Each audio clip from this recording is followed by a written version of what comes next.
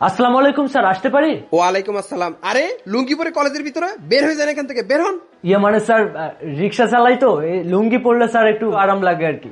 আরে মাউন্ট সাহেব, দেখেছেন কলেজের প্রিন্সিপালের রুমের লুঙ্গি পরে ঢুকে পড়েছে। আরে আপনারা কি জন্য আসছেন এখানে? স্যার, এইটা আমার ছোট বোন।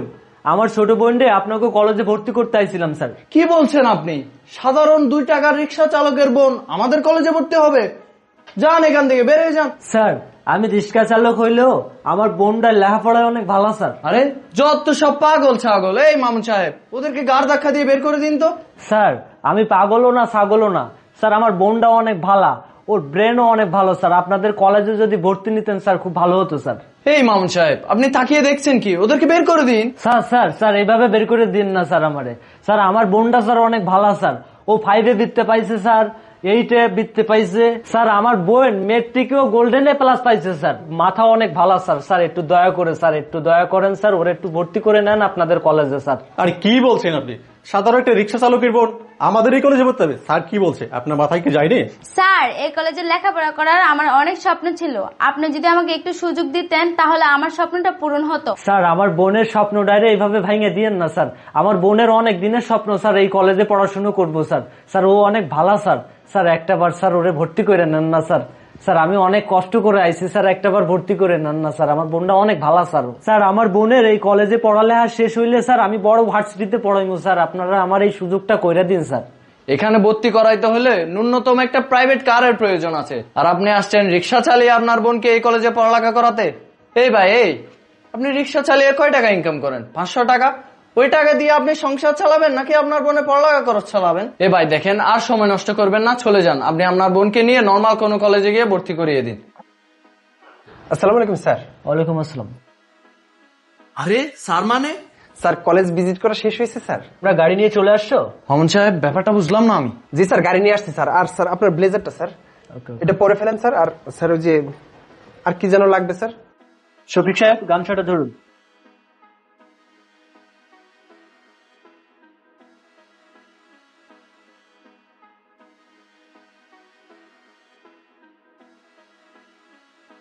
দেখুন জামাল সাহেব, অবাক হবার কিছু নেই।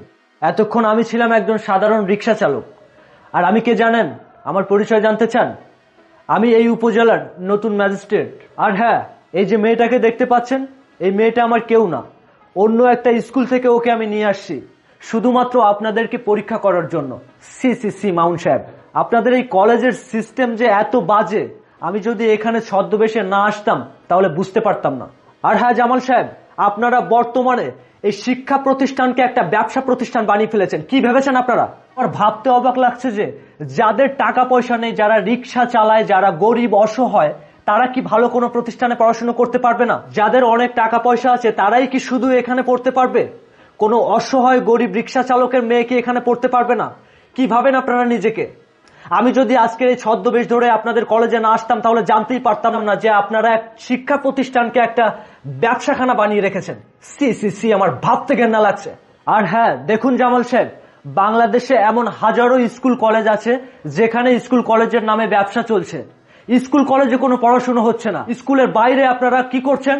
আপনারা কোচিং সেন্টার খুলে নিয়ে বসছেন, সেখানে ছেলে মেয়েদেরকে পড়াশোনা শেখাচ্ছেন, কিন্তু স্কুলে কোনো পড়াশোনা হচ্ছে না। কেন জামাল সাহেব? কারণটা আমি বলছি, শোনেন জামাল সাহেব।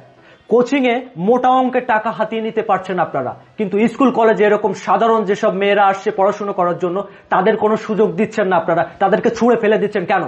যারা গরিব অসহায় তারা কি পড়াশোনা করতে পারবে না? তারা কি ভালো কোনো কলেজে লেখাপড়া শিখতে পারবে না? শুধু বড় লোকেরা আসতে পারবে, তারা টাকা দিবে, আপনারা ভর্তি করবেন। কেন এগুলো কেন করছেন মামুন সাহেব? প্রশ্নের উত্তর দিন আমার। আমি এখন ভালোভাবেই বুঝতে পারছি এই ধরনের শিক্ষা প্রতিষ্ঠানের জন্য আমাদের শিক্ষা ব্যবস্থা দুমড়ে মুচড়ে যাচ্ছে। আসলে সরি স্যার, আমরা আপনাকে চিনতে পারি না। বসেন স্যার। এই চুপ থাকেন।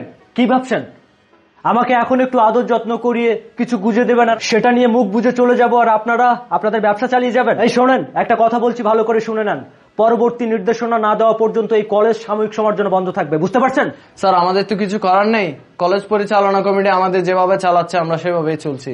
আমি আপনাদের পরিচালক কমিটির সাথে কথা বলে নেব। আপনাদের এইসব প্রাইভেট শিক্ষা প্রতিষ্ঠানগুলো শিক্ষাকে মূল্যায়ন করে না, তারা মূল্যায়ন করে টাকাকে। যে সমস্ত শিক্ষা প্রতিষ্ঠানে শিক্ষার থেকে যারা টাকার মূল্য বেশি দিচ্ছে সেসব প্রতিষ্ঠান আমি সাময়িক সময়ের জন্য বন্ধ করার জন্য ব্যবস্থা নিব।